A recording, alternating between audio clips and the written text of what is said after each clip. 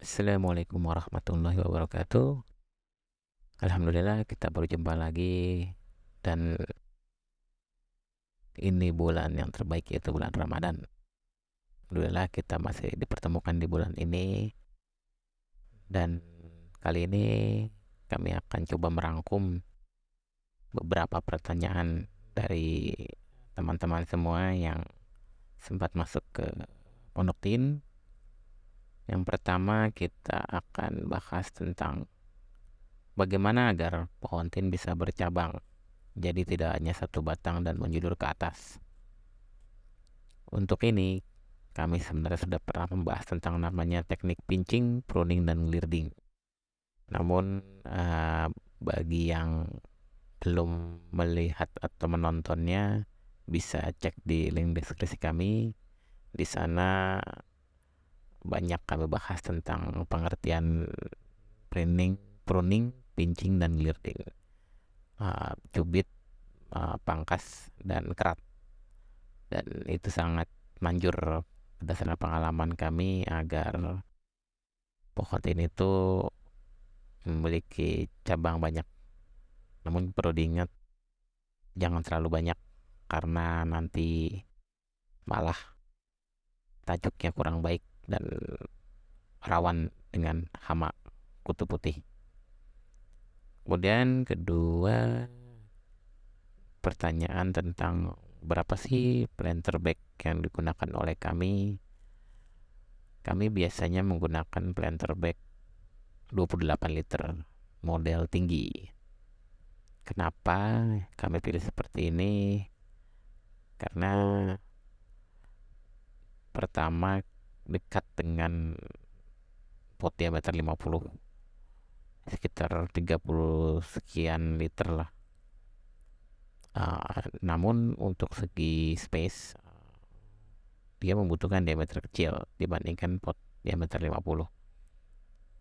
Sederhananya sebenarnya seperti rumah zaman now. Jadi karena tanahnya kecil, jadi memanfaatkan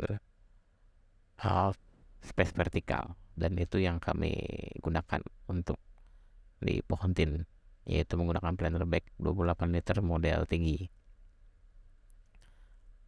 agar lebih efisien secara volume dan space. Kemudian pertanyaan berikutnya, kami punya varian belang atau tidak, dan kalau punya apa saja. Jadi hampir lebih dari 3 tahun kami menggeluti pohon tin. Dulu kami pernah mencoba beberapa varian belang kami miliki, termasuk Martinica, yang Banner kami belum pernah beli karena memang ketika MR atau Martinica Rimada itu ternyata sulit, jadi kami berasumsi duluan, maksudnya itu juga sulit. Jadi saat ini yang ada di kami hanya Panache Tiger dan Rigato Popone. Itu pun yang Panache itu udah dari dulu, dari mulai stek, dan alhamdulillah berhasil dan sudah diperbanyak. Yang Rigato itu kami dapat dari acara Kopdar, jadi free tukar menukar varian. Untuk para jalan Rimada dulu juga pernah kami coba, namun sebagian besar gagal. Untuk varian Rimada ternyata ketika musim hujan luar biasa sulit berdasarkan pengalaman kami di daerah 118 mdpl. Kemudian pertanyaan keempat, media tanam seperti apa yang cocok untuk stek. Kami selama ini menggunakan sekam bakar halus ya, sekam bakar yang sudah kami remas dan lebih halus ya, atau beberapa kali kami dapat memang sudah halus, atau kami request yang halus ya bang gitu, kalau kami beli sekam bakar. Kemudian dengan kompos atau media tanam jadi itu perbandingannya sekitar 90-10. Jadi lebih banyak sekam bakarnya. Dan pastikan sekam bakarnya itu tidak ada aroma yang menyengat ya. Karena kami pernah menemukan sekam bakar itu berbau plastik dibakar. Dan itu luar biasa, efek sampingnya ke tanaman sangat buruk. Jadi 90/10 kami menggunakan sekam bakar dan media tanam jadi. Itu yang bisa kami gunakan. Kemudian buah tin apa yang ukurannya besar? Di kami ada varian buah kuning dan buah merah yang berukuran besar. Namun untuk varian buah kuning itu di Bogor atau di Cibinong ini kurang cocok sepertinya. Dulu di bawah sekitar 12 mdpl di Tangerang, buah kuning itu sempat berbuah. Namun di Cibinong ini buah kuning belum pernah berbuah. Jadi di kami ada varian buah kuning seperti Genoven besar, namun di sini tidak berhasil berbuah. Dan ada varian buah merah yang sering berbuah seperti Blender, Red Palestine, Super Jumbo, atau Purple Jordan. Itu semua telah terbukti di sini telah berbuah matang. Kemudian pertanyaan berikutnya, buatin varian Iraki itu ukurannya kecil.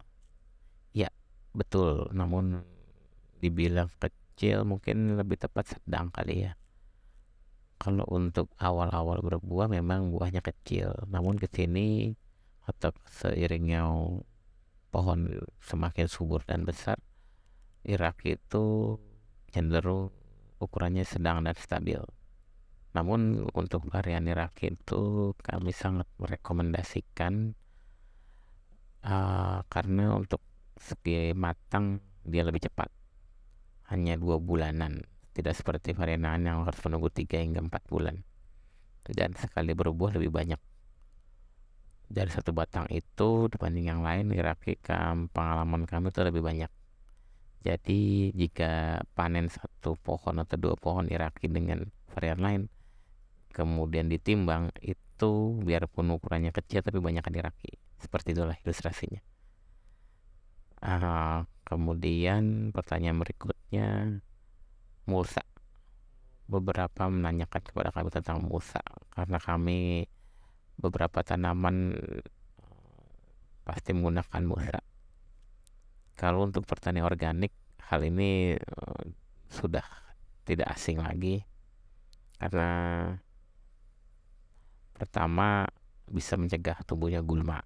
Yang kedua, nutrisi itu akan tetap terjaga. Dan kemudian kelembapan tanah pun terjaga, apalagi kondisi suhu sedang panas. Dan pastinya dari segi mikroorganisme akan lebih banyak. Ilustrasi mudahnya itu tanah yang paling subur itu atau orang kita pernah dengar terra preta atau apalah istilahnya itu ya. Itu dipastikan bahwa tanah tersebut letaknya di hutan, dan di hutan itu sudah pasti ada mulsa organik.